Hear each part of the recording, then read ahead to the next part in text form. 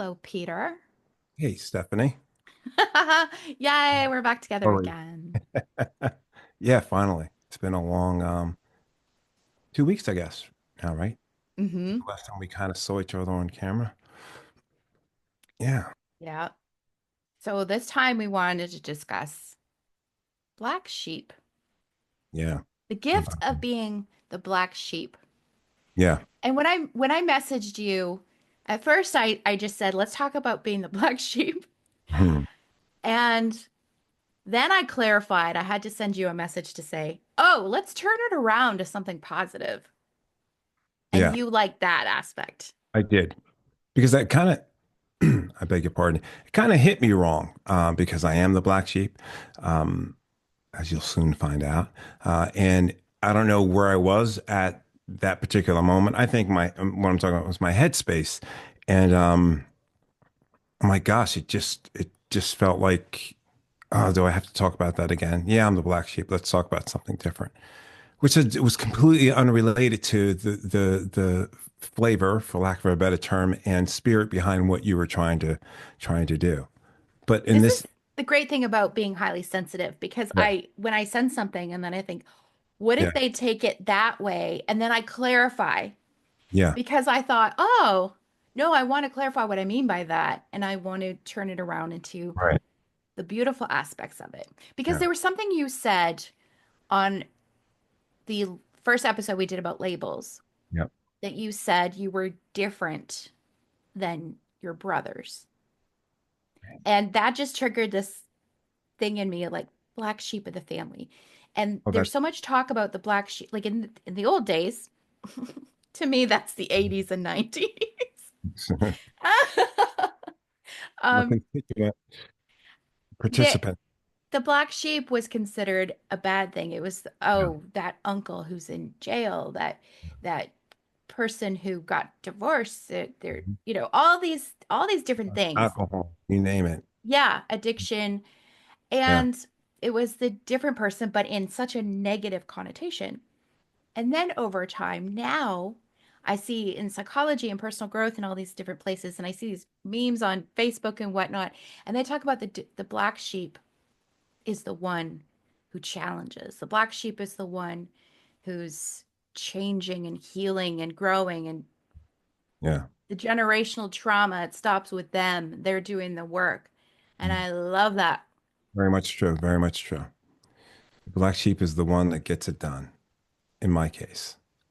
So I think about the I love yous in my house, like growing up, and the daily hugs, which I do with my children every time I see them. I was one that started that, and it wasn't that we weren't a loving family, but it just wasn't what we kind of do, right? And I grew up seeing my father was very affectionate with my mom; they were affectionate with each other. But as far as like hugging someone every time you see them, just about, or especially if you've been gone all day, that wasn't there. And the I love yous, although love was present, the I love yous and verbalization of it were not. Mm. And I was 13 years old when I started doing that, and it stuck. Saying I love you? Yeah, Oh, really? yeah, and it stuck, and it just became a thing, and it became okay. Um, that's because I didn't mind expressing. And I'm like, something doesn't feel, I mean, I know we love each other, but why aren't we saying it? And we're showing each other, but why aren't we saying it? It was just weird for me. And that maybe that's how I perceive things as part of the perceptual impairment for the neurodivergent soul that I am. But I distinctly remember starting that. And I don't know, I think it's pretty neat. I mean, I used to kiss my son on the cheek when I dropped him off for school, high school. And to this day, we greet each other like that. And yeah, so that in this case was broken. And I'm not saying it was a curse, but it was a generalization, okay, action. And okay, take two. It was a generational, can we do three takes? Take three. No. Don't make me Take edit. three. I know we're not going to. Generational. No, but Yeah. So, I think it was yeah. also a sign of the times, though. Yeah. And especially for men. Yeah. For those of you who are listening, we don't do a lot of outtakes and stuff like that. And maybe on an episode coming soon, you'll hear some of those. But what you see is what you get. What you hear is what is coming at you. So And I yeah, don't like editing, so I don't like but that. also it's just fun. Leave it in, Mm-hmm. right? I'll So go to that in my mason jar. yeah, and also I said, let's change the colors because I have a friend who calls herself the rainbow sheep. She was just Yeah, gonna own that. yeah. And I said, okay, I'm gonna be the pink sheep because pink's my color, You. and What else? you want it to be brown. Actually, why not? It just Why kind not? of like, why not be? I think it takes the sting out of it a little bit. It definitely spins it, right? And so before you, this very moment, you have the pink sheep and the brown sheep, and I think we're okay. I wonder what color we would make together. I don't know. I'm really bad with those color And it's not a thingies. solicitation to have a child together, but I'm just saying, I wonder how if you mix pink I and think brown would take over, wouldn't it? brown. Take over for the pink. Yeah, but I think there would be a nice pink hue to the brown. That makes sense. Oh, that's so funny. Who knows, right? So, Yeah, yeah. I always do this. So, I realize I say that a lot, the buttons. Yeah. and I It's all right. don't I want to Yeah, I oh think well, part it of, is what it is. yeah, and I think part of you claiming that, right, is that's empowering in and of itself. Talk about like getting away from the negative label of a black sheep. Um, Well, just in my saying, case, I right? was the good little girl. Were you? I was not very rebellious. My sister was more, she was the one who would say, like, when we would go somewhere, my dad would take pictures. I was like, as you can tell, you've seen some of my baby pictures. And my Yeah, sister would be like, she'd be like this.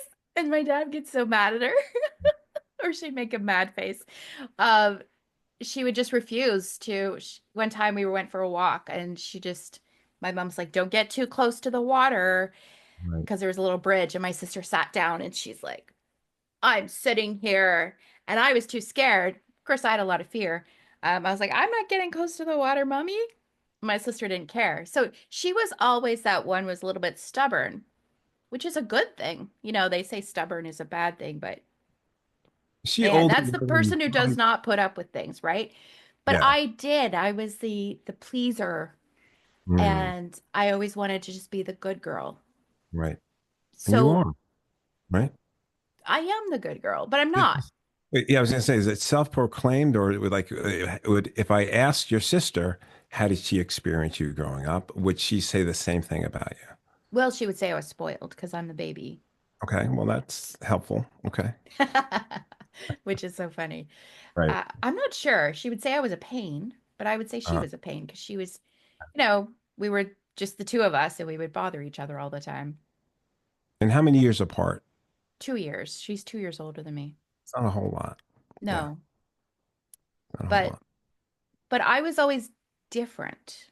And I Hmm. was different because, and here again, like we might as well be a neurodivergent podcast, um, because we're both neurodivergent. And Yeah.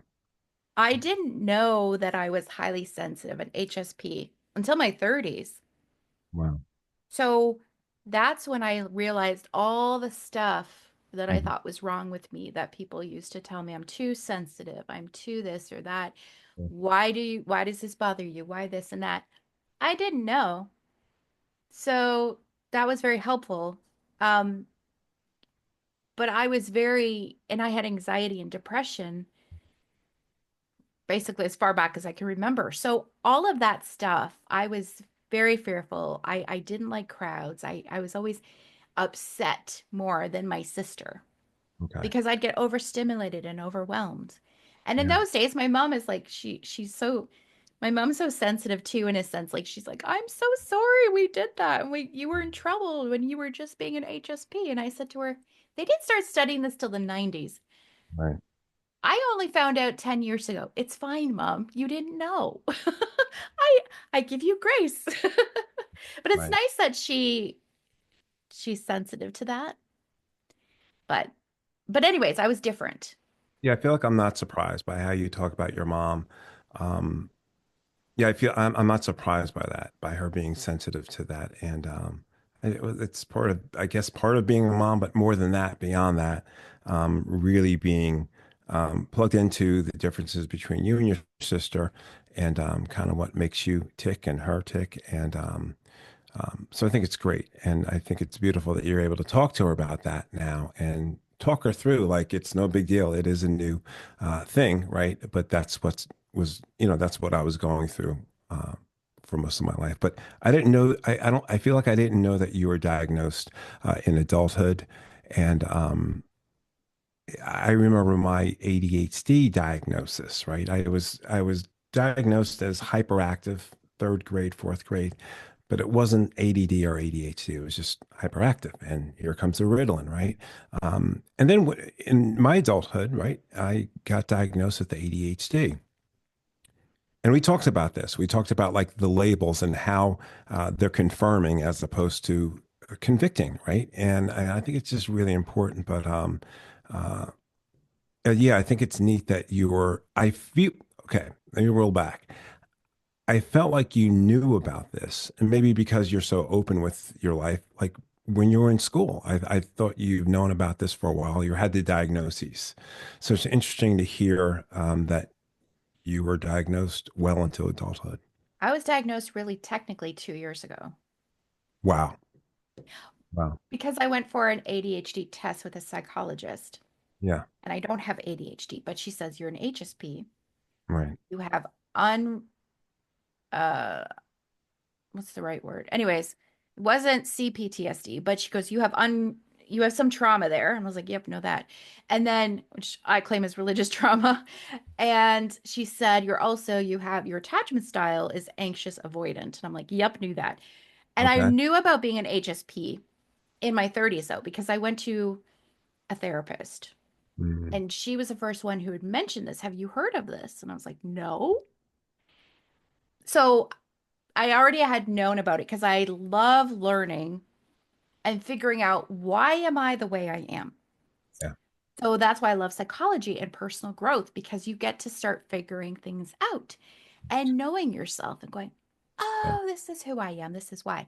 But technically, when I got diagnosed, it was really funny because when she was saying everything, I'm like, yep, I knew that. Get off the boxes, right? So it's really neat, though. I love it. How I don't understand how people don't want to know, to be honest with you. Yeah. Well, I think that it's just that it may confirm to some people that I knew there was something wrong with me, or this confirms that there's something wrong with you. And there's Yeah. nothing wrong with you. You just are who you are. And I think now more than ever, it's more accepted. In fact, I think it's kind of the thing to have, neurodivergence, right? If you look at any one of the social media streams, it's like the thing to have, right? Um, Which is yeah, wonderful. Yay. it is. It is. And I say, like, if you have ADHD or you're neurodivergent, by no means am I making fun of that. But I have it, and Stephanie has told us she has it too. And I think it's good just to talk about it and be open, honest, and maybe a little bit light-hearted about it. And then Because we if, realize that we're different because yeah, in this neurotypical world that we live yeah, in, we never felt like we fit. right. And that's And so big. knowing that when I meet other people who think like me, who get me, I had so Right. many people who are like, I don't know what you're talking about, Stephanie. And I thought, I'm stupid. I don't make Mhm. sense. This was reiterated to me over and over again. And then when I talk to people who get me, they're like, you are making sense. Yeah, What? And yeah, that is also part of me finding my voice because now I'm like, I make sense. yeah. Oh, good. I can speak to those people who get me. Right. Right.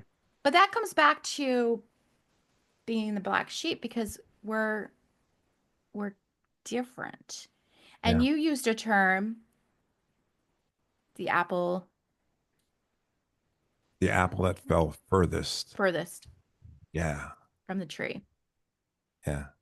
And because I am, one of four boys, third born, one younger, and well, that's what that means, Peter. If you want to further, but I thought there's you a were the way. youngest. No, no, Oh, I okay. just act spoiled. I'm not spoiled, actually. I just, yeah, I'm not there. So you're not the baby like me. You're not spoiled. No, no. I'm the forgotten middle child, right? Oh, the poor middle child. That one, right? That's why And you're the peacemaker. is that why? I don't Middle know. childs are generally the peacemakers. Cool.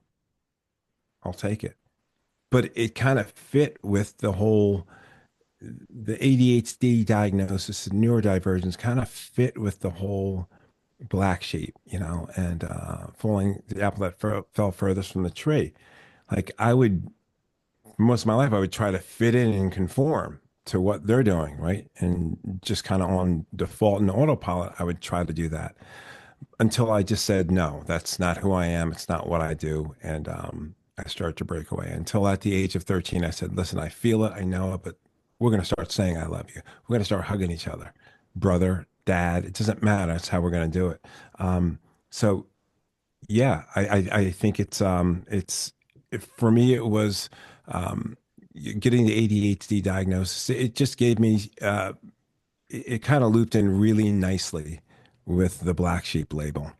And I don't mind it at all. I really don't. And a lot of those things that uh, were present as a child, right? The outpouring of love and just understanding and being able to relate to people who are a little bit different.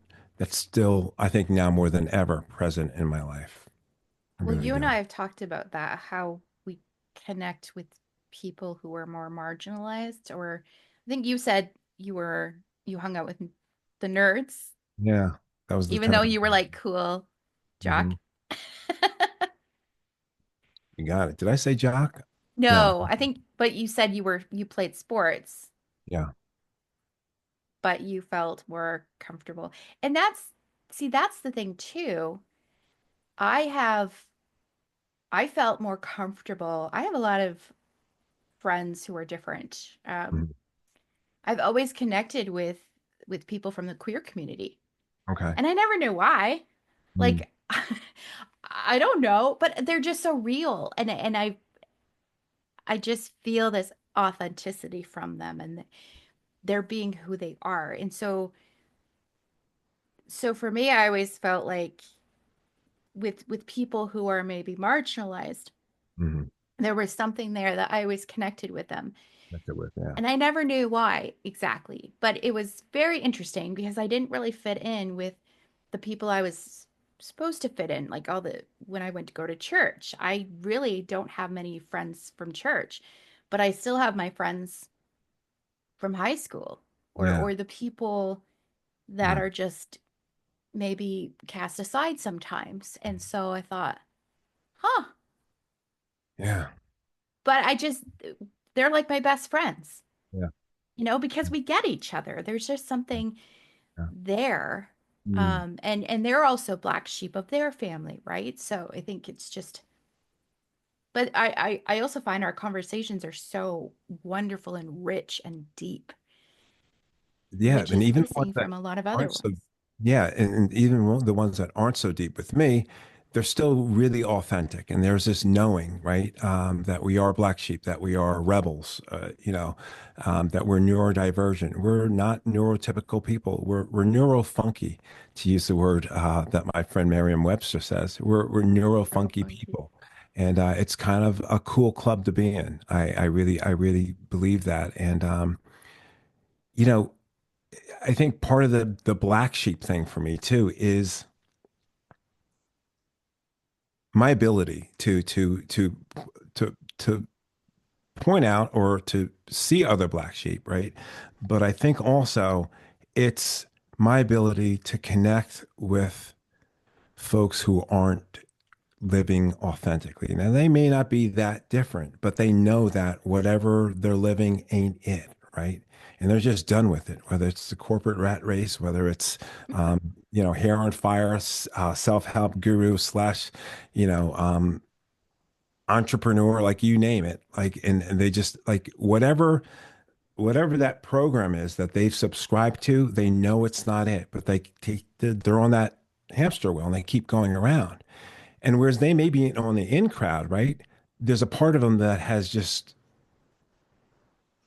not expressed itself. And I don't want to say dying, but there's a part of themselves that kind of like that light is going out.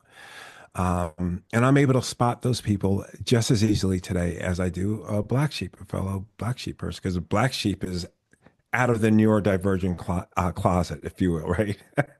So, so I just think it's really interesting that I can connect with folks on that level as well. Kind of a Yeah, superpower, and it is. yeah, And I think that's what makes us, people keep telling us that we're very relatable. yeah, yeah, They they know that what they see is what they get, right. It's really right? important. And we share these things. Like I love sharing and just, going on social media and saying, I'm having a freaking bad day today. Right. Because I want people to know we're human. And Yeah, even though we talk about, like, we're coaches and we talk about personal growth and positivity and a right. mindset shifting and all of those beautiful things, we also know we're human, and we have these. It's okay to have a bad day. It's okay to cry. It's okay to go through all this. Like I told you, I was grumpy, right? I Yeah. was grumpy today. It's okay to be And grumpy. I It's okay own to be it. cranky, right? We can live with that, and it is I think frowned upon, right, by a lot of folks because you're a coach and I'm a coach, and we should be talking very we should be speaking very coachy lingo at all times, and that ain't it. No, Like thank it's you. just not it, right? And we both know that, and I think what makes us resonate with the populations we serve or work with is just that the authenticity. Knowing that like maybe we've been through some of the things you're going through and we're on the other side, but it's a struggle at times, but it's still very much present. And the only difference between me and you, whoever you are, maybe I've just got a few more tools in my toolbox and I practice them. And you can be that and more because that's just how life is designed, right? Yeah. And there was something that you had said when we were talking about the people who have been through addiction. Yeah. And there's so many different kinds of addiction. I had a shopping addiction. Mhm. Once I got that taste, I lost a lot of weight, 2008-ish or something. I went down to a size 8. Okay. Boom, clothes shopping addiction. Because I had so much fun buying Right. clothes for the first time in my life because I was always chubby before that. And then it just started like, I need this. I need that to feel better. Mm. And I don't have it anymore. I don't go to a store and go, I'm grabbing all this because I just feel this need. But I did for a while. And I wonder, like, I know there's something that's within us that's really needing to fill. Mhm. And it's not, I don't know if that's most black sheep of the family or whatever, but there is a tendency for that, for Yeah. going to something Else. Well, else. certainly part of it for me because I wasn't being fulfilled in my normal day-to-day interactions with people and certainly with my brothers. Um, but so I looked for it in different ways. Part of it was really reaching out for kids, other kids that were marginalized, or maybe not in the in crowd, and maybe were labeled as nerds, right? Or not not the typical kid, right? Socially, maybe a little socially awkward. But I kind of made it my mission, right, to kind of fix them up and say, "Come on with me, I got you going." But that in and of itself became, I don't want to say obsession, but I would do it quite often, and that feeling, that rush I would get out of helping people, even at that age, at a young age, navigate some of the things that they were going through. Um, that really was stimulating, right? So it was part of how I stimulated because, um, when I think back, like I was probably the one who got his butt whooped a couple times more than the other ones, probably cumulatively. Only because if it was too quiet, that was kind of thing. If it's too quiet, Peter's going to act up. But to me, too quiet was just like going along with the flow and just watching these cartoons and coming home. As soon as you come home, you're doing your homework and you do that without any problem at all. Right. Meanwhile, the kid with, ADD and dyslexia, it was a nightmare for me. I would avoid it. So they'd be out playing and stuff like that, and they'd come back in and after dinner, watch a show or whatever. And I'm like, there's got to be more than this. Like, how can you possibly be sitting there? You're another human being, right? And we're from the same parents. How can you be sitting in your own skin comfortable and you're not doing anything? That was foreign to me. Um, so you talk about different. It was like that. And the running theme was like, if it's too quiet, Peter acts up. Because I just always thought like there's something more to this life than what I'm living. There's got to be like this can't be it. And and I still feel that way a lot. But now I know that I can just make different choices. Now I know that it's okay to be just as I am because I don't have to fit into those boxes. And I'm convinced that part of my whirlwind with prescription pain meds was just like letting go and not caring and not being able to feel the feeling of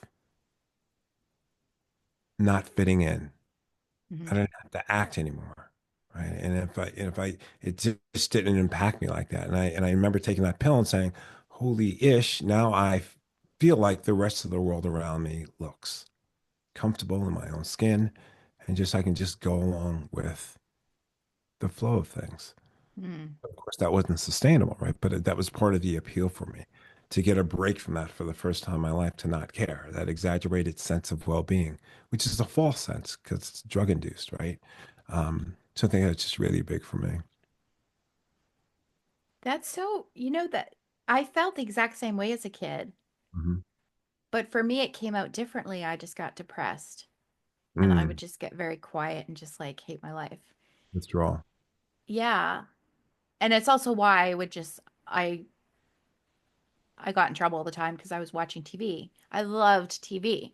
Hmm. Not only because I connect with stories, I get something so much more out of the stories than my family does. I'll be sitting there going, wow, did you get the deeper meaning of that? And they're just like, what? What's happening? I made my mom watch The Matrix and she goes, I was like, Nice. Mom, don't you see what's happening with the thing? And she's like, I'm confused. A lot of It's people really are, funny. especially on the first go around with the Matrix. Yes. Yeah. But I would also I use TV as a way to withdraw from life because I didn't know how to make my life better. Okay. But I would see the kids on TV, well they're having exciting lives and they're doing this and that and oh that must be really nice and I would just use that to get away from reality.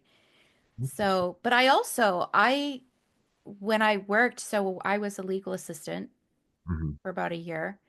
And I had the worst depression at that. Well, I've had depression different times, but at that time, I actually thought, is this my life? I was like 25 years old and I thought, oh, I hate this job. I hate this. Am I supposed to go in until 65 years of age or whatever Hmm. and do this every single day? This is awful. Yeah. I thought there's got to be more to life than this. Sure. And I felt like that with every job I had, Right. which is why I don't fit into those kind of places. Faces. Yeah. But I thought, is this all there is to life? Uh, Mm. It's miserable. Yeah. And so now, Way to live. It really is a tough way to live. yeah, and some people like it. I don't know. I just never felt like it was me, and I felt a part of me died every time I went to work. And so now with writing and being able to get creative, I think is the whole thing, right? I can write and podcast and speak and coach and like all of these things. It's so much fun. I feel alive again. Yeah. Um, and I think maybe a lot of entrepreneurs are black sheep. Yeah. Yeah, because they're bucking the system in a way. They're going against the grain, right? Yeah. Into that tune of a what is that? Tune of a Marching different drum, drummer. Yeah, probably marching to something like that. beat of a different drum, right? And and I think when you really look at the story arc of history, like anyone who's really made impactful change are those people who were different, maybe a little bit Yeah. eccentric or weird. Some were considered to be mad, right? And but yet They they, probably were too. yeah, the probably part of it was that, and I could see that happening if like it's a lonely life and it can be very confusing to a young person if they're the black sheep, right? Because they just like that you're looking at me through a on a screen, right? That person knows whatever they're perceiving is real to them. It's all they know, right? Um, I don't know if that was a great analogy, but it's what we perceive is just different from what other people perceive. And it just happens to be there's more of those folks perceiving that than I am. That doesn't make me crazy. That doesn't make me any less perceptive. That just makes me different.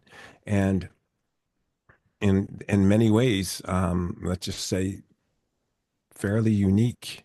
And along with that uniqueness um, lies those superpowers that we talk about in neurodivergence and ADHD. So yeah, I can't get away from every time I talk about like life in general, right? Like the neurodivergence keeps coming up, right? And even talking about black sheep, it's very much woven into that. So I think it touches so many, all of our lives, right? The whole of me is touched by that, and since forever ago. So just to go back to your point a little bit earlier, this is like beginning to be an ADHD, not an ADHD, a neurodivergent-esque podcast. And how could it not be, right? How could Yeah. it not be? Yeah, there's all these terms that come up like trailblazer, maverick, free spirit, visionary, revolutionary. And not Nice. that we are exactly, but one thing Okay. I've told you this before, I always thought I was meant to be a follower. Yeah. I just, I didn't want to get in trouble. I towed the line. I did all that stuff. But I never felt like I was living up to who I was supposed to be. Yeah. And now that I'm stepping into a new role and I'm coming into actually me, like, oh, I was never meant to be a follower. That was so boring. I was Yeah. bored all the time. I meant to do something different. I meant to guide people and Right. mentor and teach and lead and whatever that means. I'm still working on these things, but Yeah, but you're it's doing it, so much fun. Yeah, it is. You know? And I just, my heart goes out to people who don't, some people never get there, right? Yeah. Some people are those folks that I talk about who are in active addiction or are in recovery now because of that. And yeah, I just my heart goes out to them because I know the pain of not being able to express what and who you are as an individual, as a person, right? And not being able to not being able to, but I think the pull to just continue to conform, because if I conform, I'll be okay. Because that's what the teachers told me. That's what my parents have told me. That's what maybe my spouse tells me, right? Or my significant other tells me that if we do this, right, we're gonna feel great and everything's gonna go smoothly. And boy, when I just think about it, it's being trapped inside of this whole different construct, completely different, but we're interacting with the rest of it, and it's pretty unique. It's pretty special, but it can be very hurtful and lonely at times because sometimes you're just tired. Like you like, just can't you just get it? Like I just need some people around me who get me, and I have that today, right? And you're one of those people for me, right?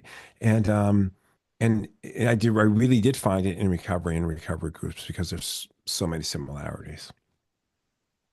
And the freaky thing is, like, you and I sometimes know what each other's thinking. Yeah, workshops. Yeah. I One of the things that I think people do get when you're the black sheep is Mhm. you're called things like, well, too sensitive, Yeah, but also selfish.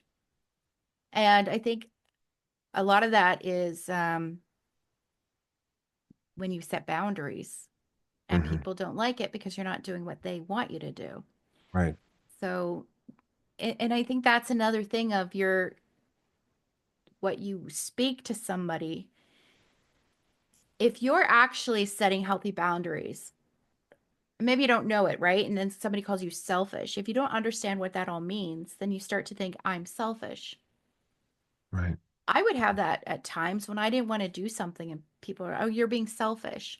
Mm. And I just thought, oh, I'm being bad because once again it went to that shame from my religious upbringing. Everything was shame.